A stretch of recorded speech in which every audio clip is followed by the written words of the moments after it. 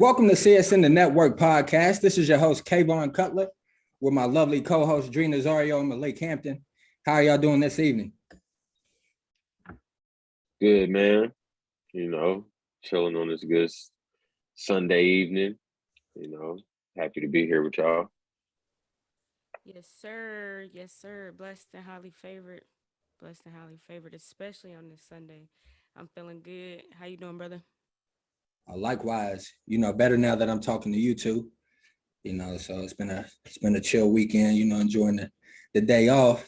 And I'm glad to, be able to record with y'all again. With that being said, we got another wonderful interview for y'all. We're so honored to have this guest. This guest right here has been killing for years, just on the middle school circuit, high school circuit, college.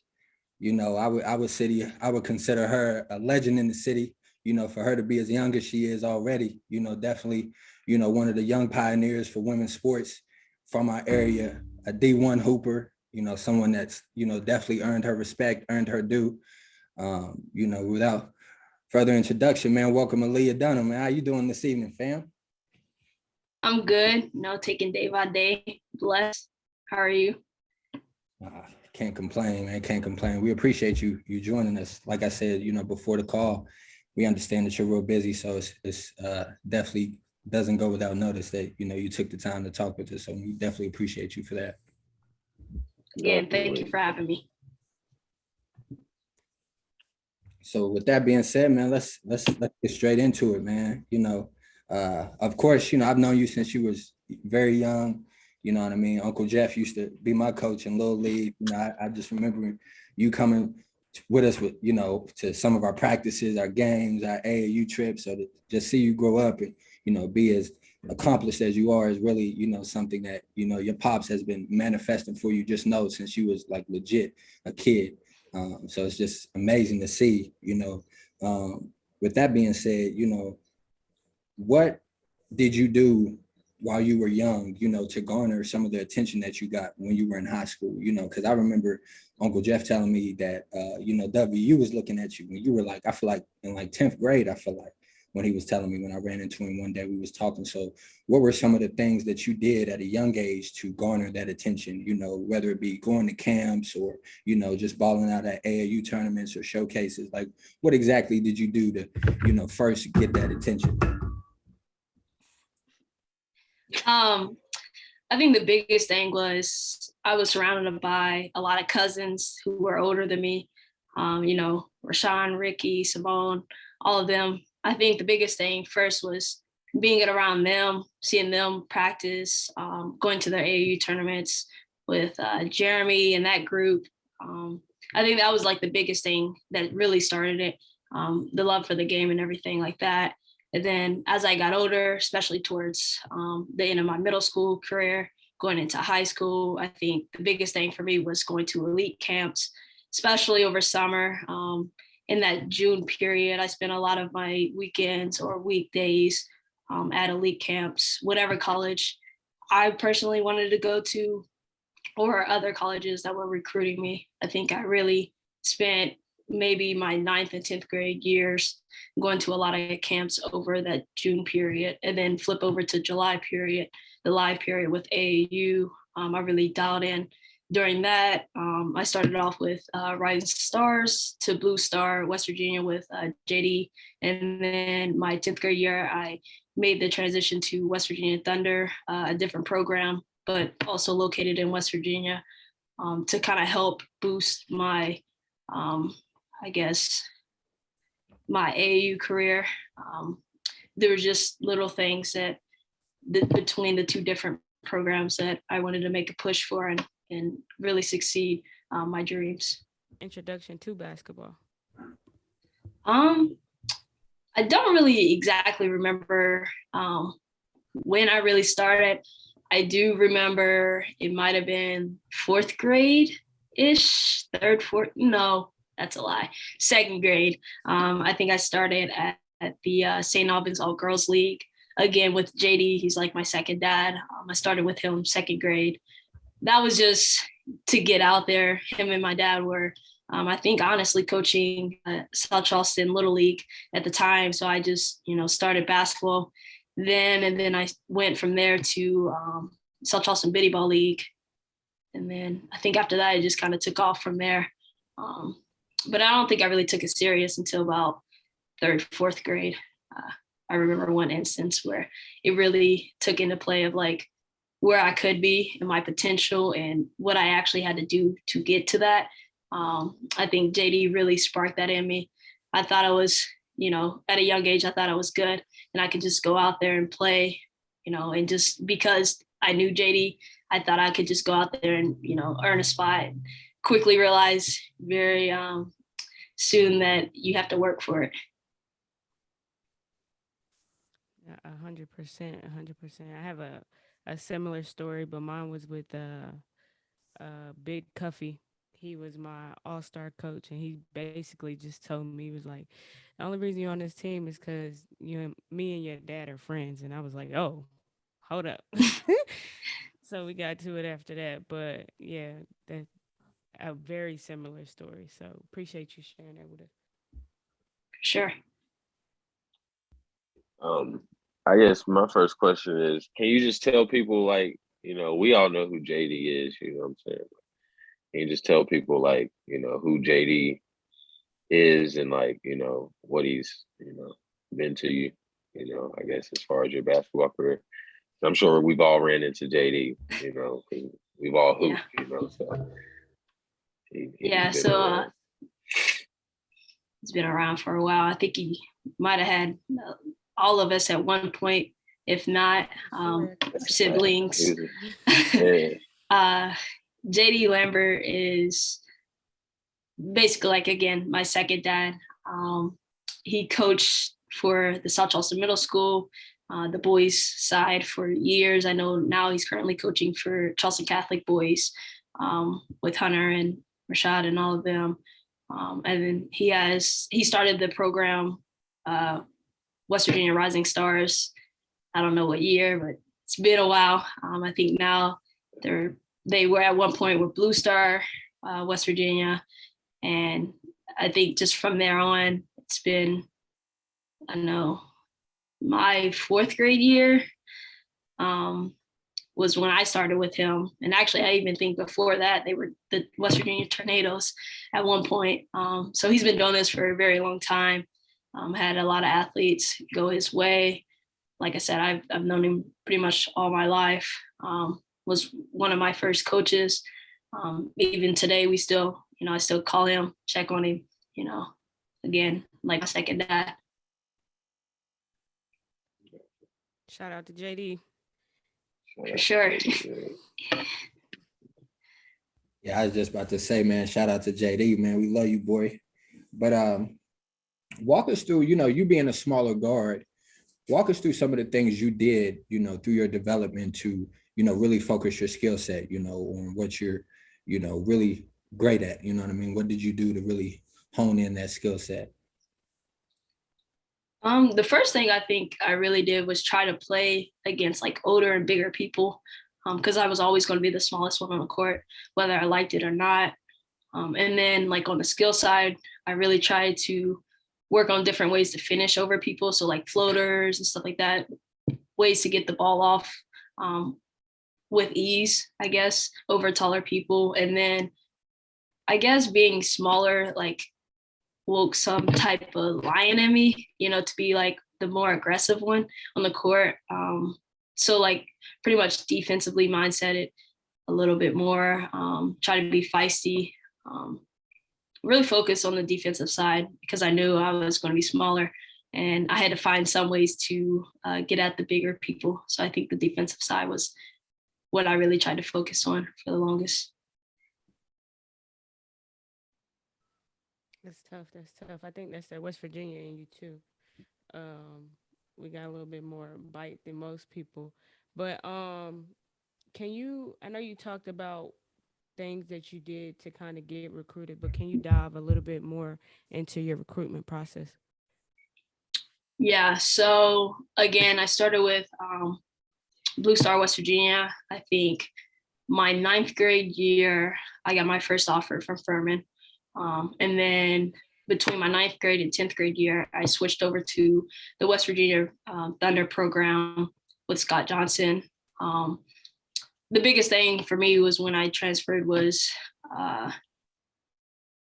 that program had more people that was on the same mindset as me, that wanted to play at the next level, who was more committed at that level. So I think that was the biggest thing, why I switched programs.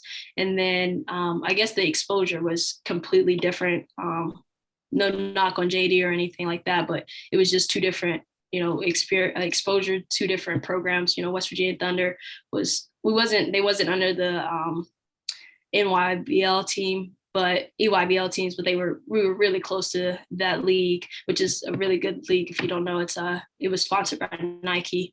And they had like top programs, and then West Virginia Blue Star was sponsored by Blue Star. So they had two different kind of circuits that we would go to. So West Virginia Thunder would go to like the Nike games and tournaments, and then Blue Star would go to the Blue Star tournaments. So it was two different types of circuits. But the West Virginia Thunder circuit, they had a name for themselves. They had players that played big time basketball. So I think that was one of the things. I remember sitting like in the stand, at our game, and the gym was completely packed with college coaches because we played Kentucky Premier. And at the time they had like the top players on that team. And I remember seeing Gino at the game. He wasn't watching me, but he was at the game. So I think that was like pretty cool to me. So I think that was the biggest thing, getting exposure and, playing at different levels against different people. Yeah, 100%. West Virginia Thunder has been around for a long time. They were powerhouse when I was coming up as well on the AAU circuit. So makes sense for sure. They weren't fucking with the Lady Warriors though, huh? They weren't. They got us longevity wise though. If we could have, that's another story for another day. But go ahead.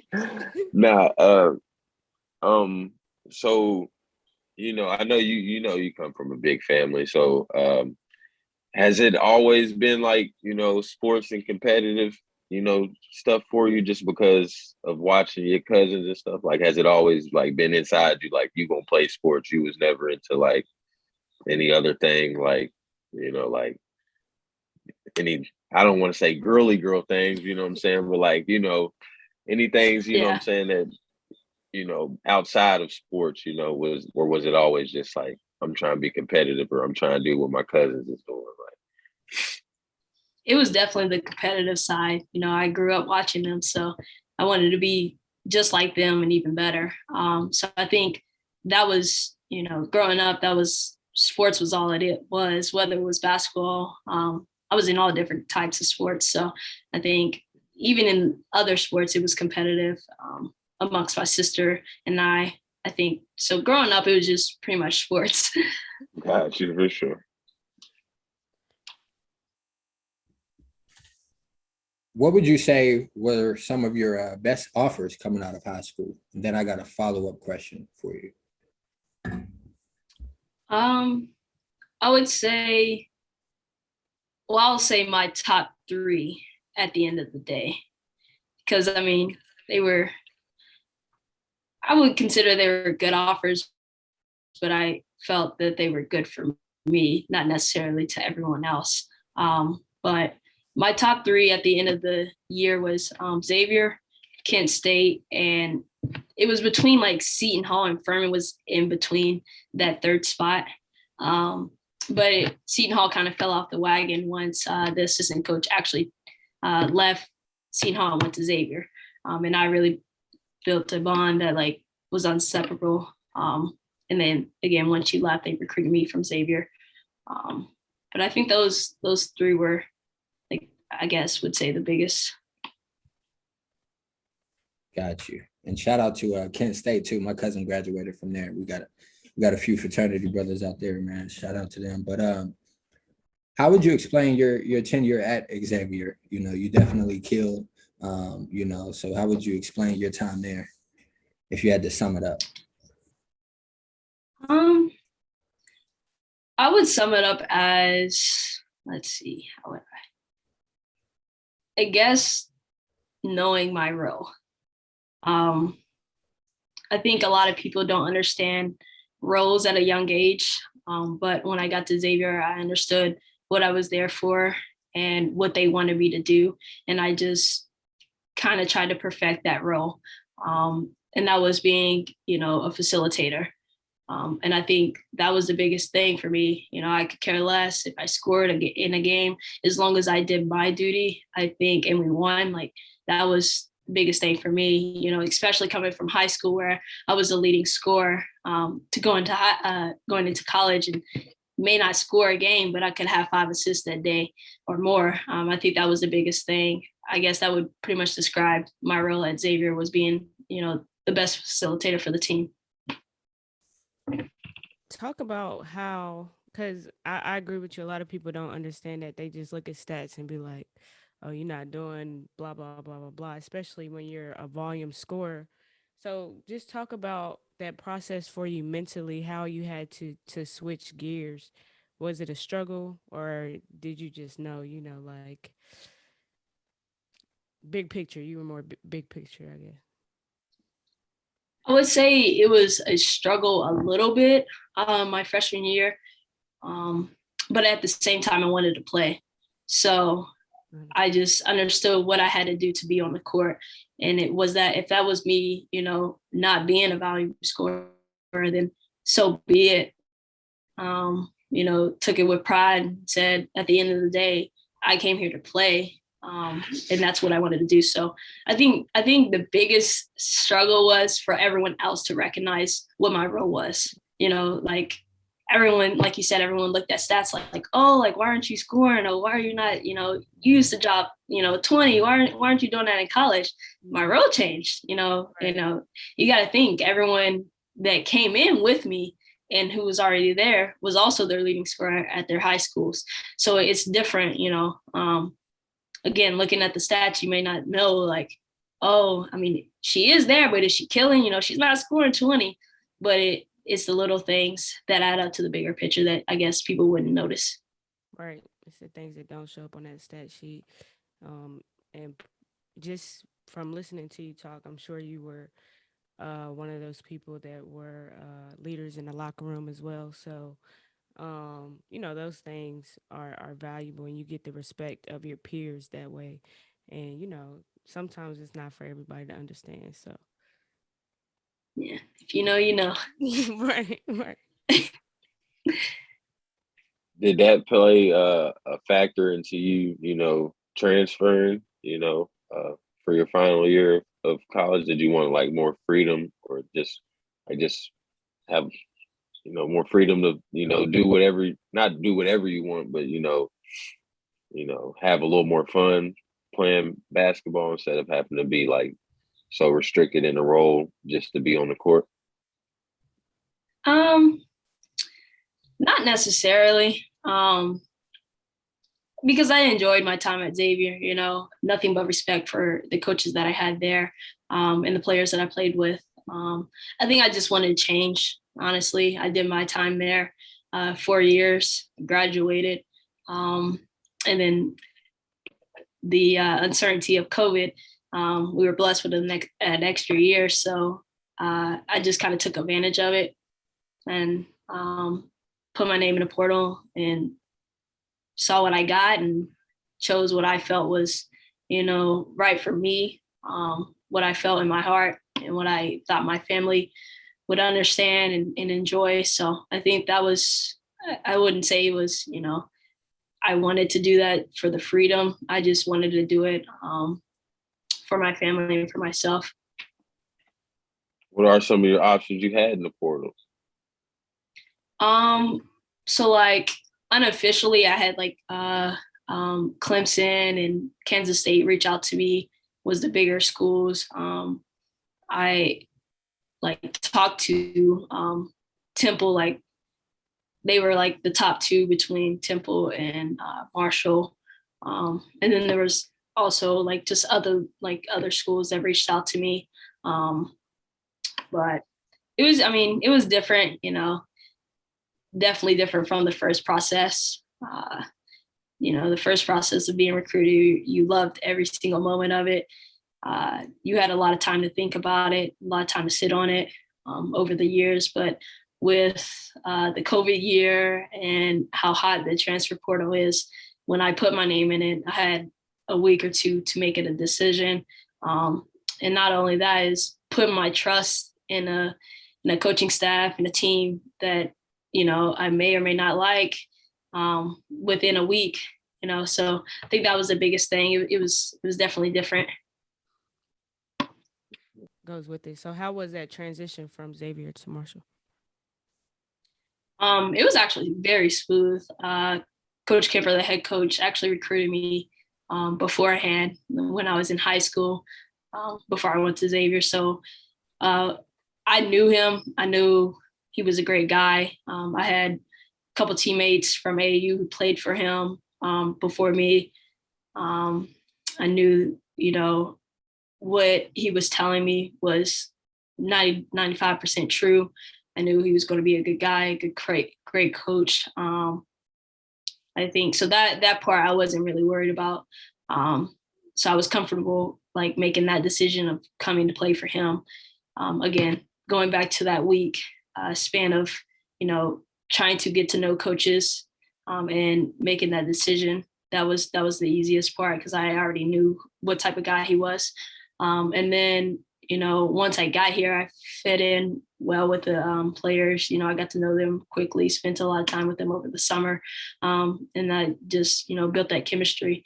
So honestly, the transition wasn't too bad. And then, I'm 30 minutes away from Huntington and my grandparents are from Huntington. So, finding my way around was very easy for me. I'm pretty much back at home. So that was smooth. Who would you say you model your game after? I know you spent a lot of time, playing and competing against your cousins, but, outside of the fam, who are some other influences on your game? And I would definitely say at the beginning of my career, it would be Allen Iverson. Loved him with a passion. Killer crossover, just that killer instinct.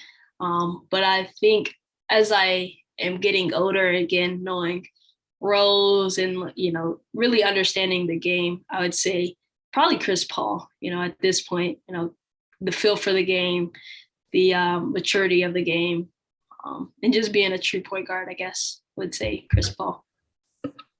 Absolutely. Yo, just a quick tidbit. That's funny you said that. My brother used to study, my brother used to love Chris Paul when we was kids. Like everybody else used to love like Allen Iverson and, what I'm saying, all the big names, Kobe's and stuff when we was coming up.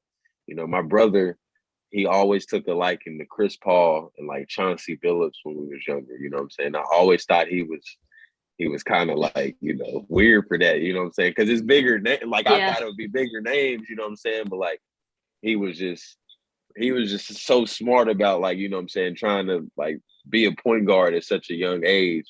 I didn't really get it at the time until I got older and realized their games was like what he was trying to do.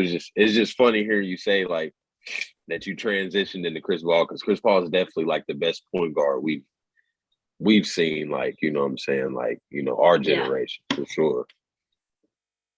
I think he definitely gives kids a positive role model in the point guard position. For sure.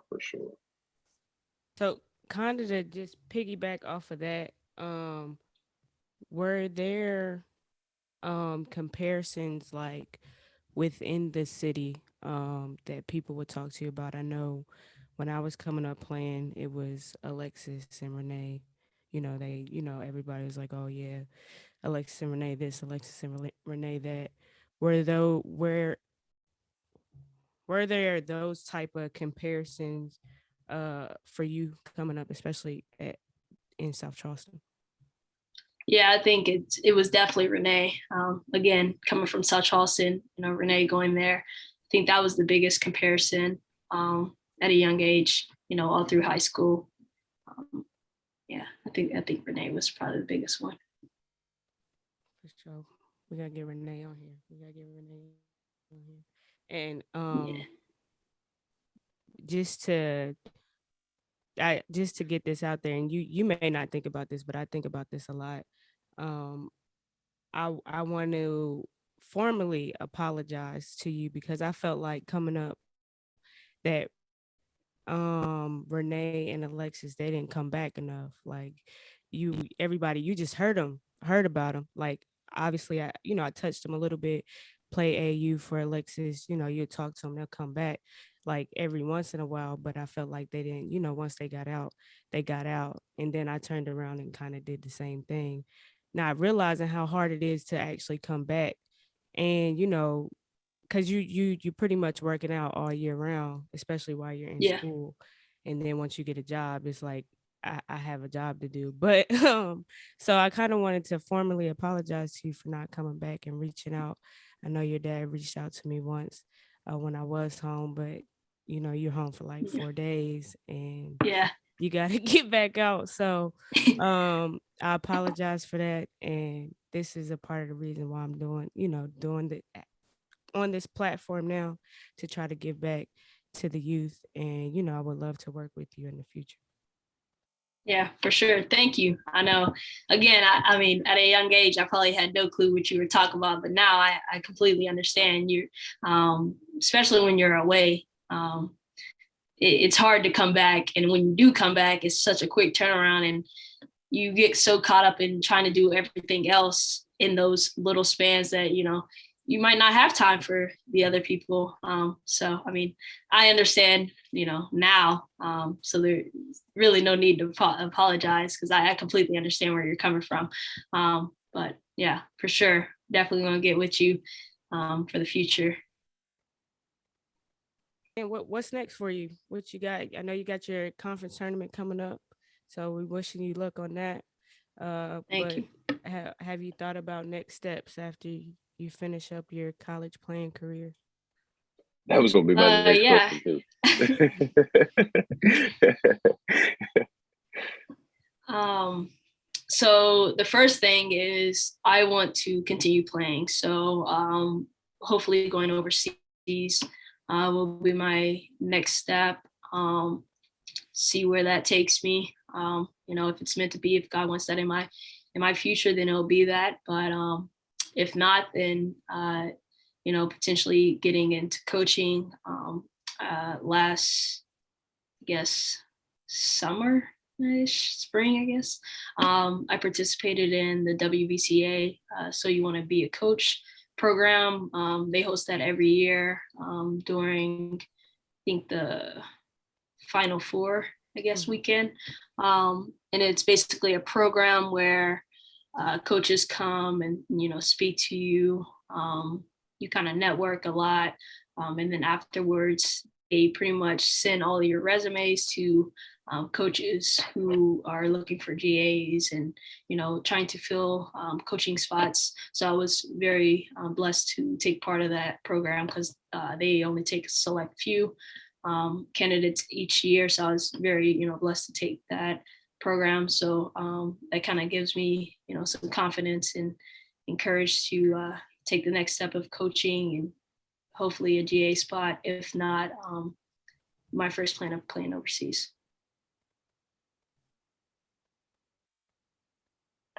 You throwing off the merch over there? Trying to, fam. Real quick, because our listeners are very curious. They want to know what is it like playing at Marshall?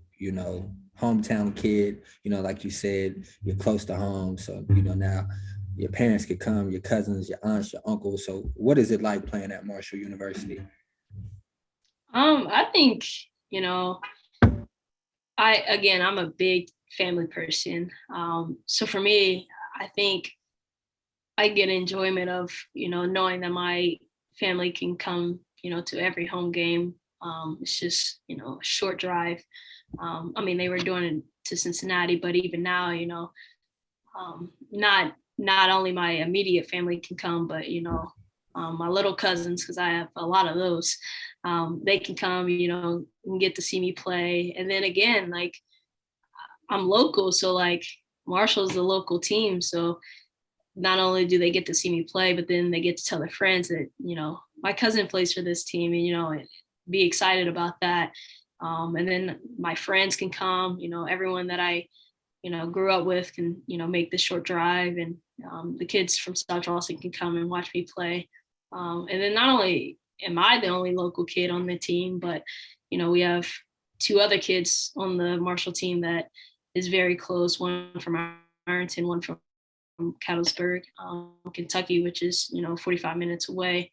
And then we have 2 assistant coaches, Lexi Barrier, who played at Ironton and then went on to James Madison University, and then Jenna Burdett, who played on the West Virginia program, West Virginia Thunder program, and then played at Dayton, are our assistant coaches. So, it's kind of, the whole team, not the whole team, but we have some locals on the coaching staff and on the team.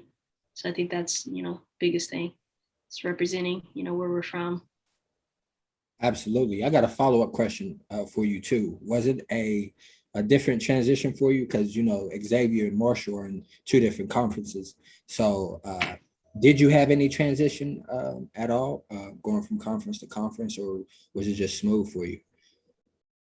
I think it was, for the most part, smooth. Getting familiar with how things are different between the 2 conferences, I think, would be the biggest thing, trying to get familiar with each team, where they're from, where we're traveling to. The travel is a lot different. But no, I mean, for the most part, I was, pretty confident, going from one conference to the other, especially in my ability, as a point guard, because, not everyone plays UConn twice in their career, let alone once. So, just having that in my back pocket, I guess the experience of, playing bigger teams, ranked teams nationally in my back pocket, just keeping that in my mind when I transferred, conference to conference, knowing that, no matter what conference I'm in, I've competed against the best. It's tough. How was that playing UConn? I don't think people realize how good they are. Yeah, I think everyone's just like, oh, it's just UConn, UConn this, UConn that. They're the real deal. I don't care what no one says until you step on the floor with them. They, from the time the warm-ups, they try to intimidate you. We played them last year there, and we were warming up, just doing our thing, not really worried about them. And then we turn around and they're like all just like literally just staring us down. And I mean, we didn't really care, but from the time before warm-ups, they tried to, spook you before the game even started. And then once you get in, in the game, they're all tall, 6 something and above, and you got to really limit your errors in that game.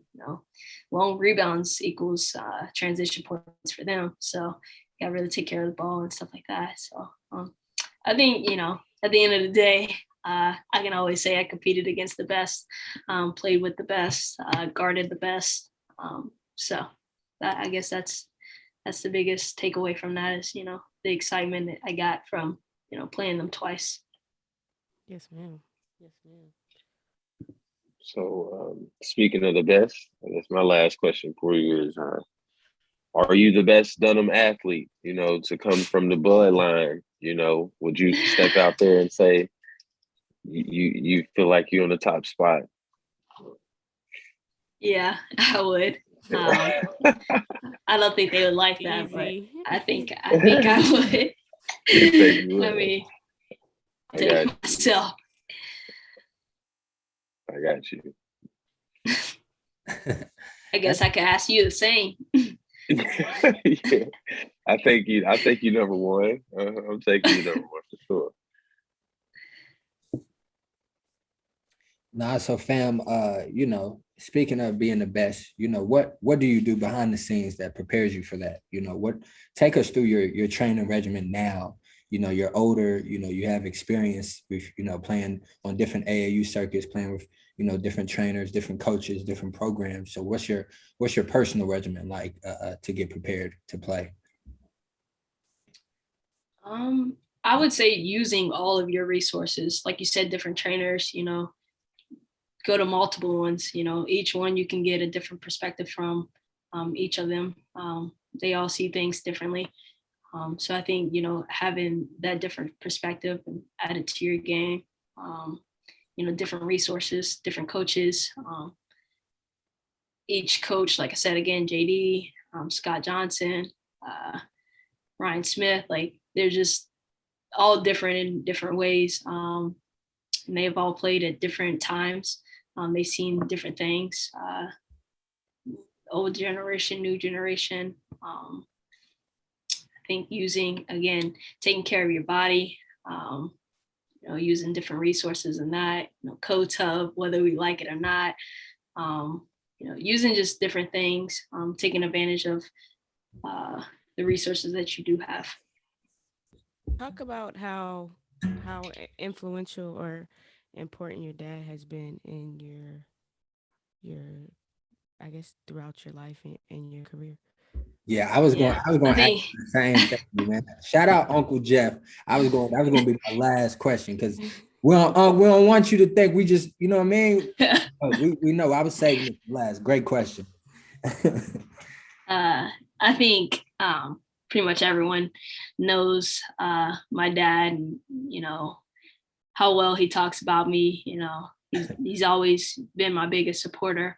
From a very small age, it was always, me and him going to a gym, going to some type of game, always, he was always ready to, I guess, sacrifice whatever he had going on, whether that was work, personal stuff or whatnot. Both my parents, my mom and my dad, really sacrificed a lot, I guess, growing up, to make sure that I had the right resources, the people in my life, the right path to be successful. So, shout out to my parents. They always went beyond for me to be where I'm at today. I think me and my dad, he's really, influenced me a lot, pushed me, always gave me that little bit of motivation that I needed, was always there through the ups and downs. So very, big time influence on my career. Shout out to Pops. Shout out to Pops. Man. Yeah. Sure. Definitely a great man, great leader. Aaliyah, one of my last questions for you would be, what advice would you give a young lady, that's watching you, where we're from, we lack resources here in West Virginia. That's the purpose of us having this platform to help, garner, more exposure for young athletes and athletes that come from this area. So what advice would you give a young lady that's, playing, that has talent and has aspirations of playing on the next level, on the college level like yourself? What would be the advice you would give her, to do? Again, speaking on the rules, find something you're good at and become great at it. I wouldn't necessarily look at stats, because everyone can score, everyone, can rebound, everyone can do the big things, but can you do the little things? Are you cheering for your teammates? Are you diving for the loose balls? Are you taking the charges? Are you, the biggest hype man when you're not in the game? I think that's the biggest thing that people miss. So really be good at those little things rather than the bigger things. I mean, yeah, scoring is important.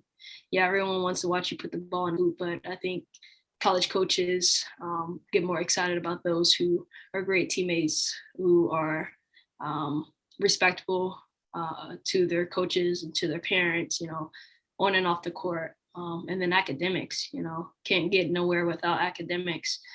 So really, put your nose in the books, take school seriously, work hard, find things that you can be better at and perfect it, find every day, try to find something to work on and get better at. I want to jump in here for a second. I don't got a question. I just want to connect. Now I got our first, woman guest on here. Dree actually said, Dree actually told us a story about that. I forget how many podcasts ago, but just saying like how she got injured, but she still affected the game, just by doing the little things, like exactly what Aaliyah just spoke on, you know what I'm saying? So this is just for the young ladies, you know what I'm saying, young athletes. You got two accomplished college players right here telling you, you know what I'm saying, like, you can be doing whatever, you know what I'm saying, as far as the stat sheet goes, but the little things are just as important, you know what I'm saying, for that level, you know what I'm saying. So I just wanted to highlight that because Dree actually did say this exact same thing, you know what I'm saying, a few podcasts ago. So just connecting it. No, she definitely did. And let me double down, not to cut you off, Dree, but I want to defend y'all. You know what I'm saying? I'm talking about Aaliyah and Dree, they was like Gilbert Arenas and Kobe in high school for women. Okay. Let's not get it twisted. We all know they can hoop. We all know they can ball. Basketball is Malik, it's a weird sport, bro. It's not like football. If you're great at something in football, when you get to wherever next level you're going, your coach is going to focus on that and really do whatever to really maximize on what you do best in football. And basketball, like Aaliyah said, they were all their leading scorers at their alma mater in high school. You know what I mean? So now we got a team full of great athletes. We got to figure out, okay, this is what your role is, this is what your role is, this is what your role is, and just bring it in all together. You know what I mean? So it's definitely a unique challenge, but I definitely want to say that for people because, it gets misconstrued where we're from because, you see the numbers and you're like, man, just understand that it's a process and you got to learn your role. So really focus on that. You got to be able to, be willing to sacrifice and, be willing to be a team player because it's not always about you. You know what I mean? So just definitely got to keep that in mind for the listeners because it's definitely definitely barbershop talking. People get confused and I'm like, man, they just don't know the sport. They just think you could just put up however many shots no matter where you play, and that's not the case. So at all. Yeah, I think it's always best, like she said, just to piggyback off of it, is to be multifaceted. Because if something is taken away from you, whether it be through injury, whether it be through coaching change, whatever the case may be, you can always affect the game in some type of way. So that's the best way to be. Absolutely. And, Aaliyah, my last question for you is, hopefully, y'all have so many more games to play, excuse me. But to this day, what is your favorite memory of playing college basketball? Great question. Yes, it is a great question. 5 years, man. That's go back. Whew. You got a couple game winners in there. Okay, so I would say, what year was that? My junior year. We were playing Villanova in the Big East tournament. Play was not designed for me whatsoever. I don't even know how much time was left, but we were down 3. Let's say less than 10 seconds left. Drew the play up for one of our shooters, but I had the ball in my hands. Shooter was not open at all, and hit a step back 3 to tie the game. I think that was probably one of the biggest, most exciting games of my career. And then not only that, I wish you guys could see my dad in the stands. Like in the video, you could see him in the back. He almost had a heart attack. So I think that was probably one of them. I think, honestly, this whole last season has been probably the one of the most exciting seasons for me. You know, again, I guess actually another one of my favorite memories was my very first game at Marshall. We played Bluefield State, and I probably had 40 plus family members there to support me, you know, the welcome home version. And my little cousin, Milla, not even 3, was trying to get my attention. The gym was completely silent. I think one of my teammates was shooting a free throw, and I'm sitting there at the sideline talking to my coach, and she's yelling, "Weah, Weah," like, because she can't pronounce my name. She's like literally screaming my name, and I tried to wave, to acknowledge her so she could stop, and she didn't stop at all. She just continued to yell my name. So as you can imagine, it probably one of the cutest things that's ever happened, and again, just to go shows, like, to me, no matter what, I have people looking up to me, the good and the bad. So I guess that would probably be, top 2 in my career. Yeah, for sure. That's fire. No, I was just about to say that's fire. Like I said from the door, definitely been a blessing to be able to just watch you grow up and, grow into the person you are today. You're a very great person, great leader, a great role model, not only for the athletes from here, but just for people, period, from the area, just all the things you persevered through and, just how you still maintain and, just remain positive, you know what I mean, and work hard. That's what life is all about, just continuing to get up and, push forward. So definitely want to commend you for that, and definitely want to thank you for, again, joining us here on the network. That's one thing we hang our hats on, is honoring our city's legends, current legends, former legends, however you want to put it.